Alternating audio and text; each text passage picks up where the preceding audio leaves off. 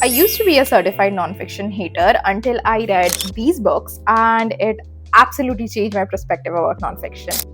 So, I'm starting the series where I will be talking about the nonfiction books that I have read and loved, and that helped me change my notion towards this particular genre. The first thing that you need to do while picking up nonfiction books is understanding your areas of interest and pick books aligning to those. So, I was very intrigued by feminist literature. Quite naturally, I picked up Tits Up, that is how breast, boobs, or just a normal female body part is so much more culturally significant than it should be.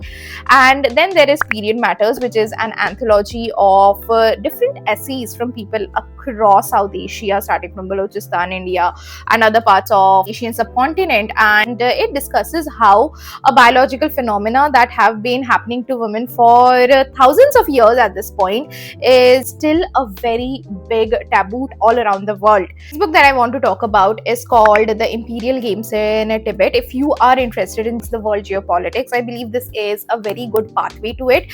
It talks about how little the people of Tibet had a say in its overall political history, and it is gut wrenching and mind boggling at the same time.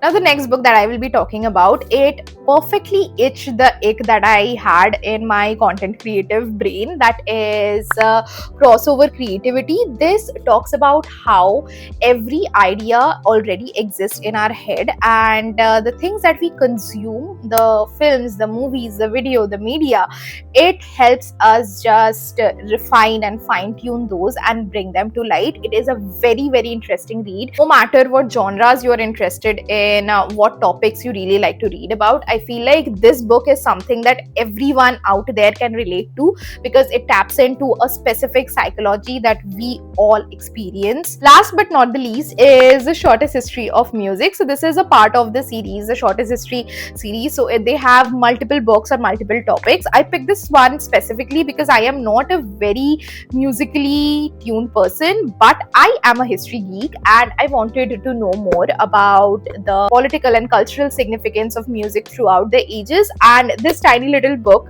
helped me become a part of the conversation which I was truly missing out on. That concludes my list for today, but I have many more books that I will be talking about, so this series shall continue.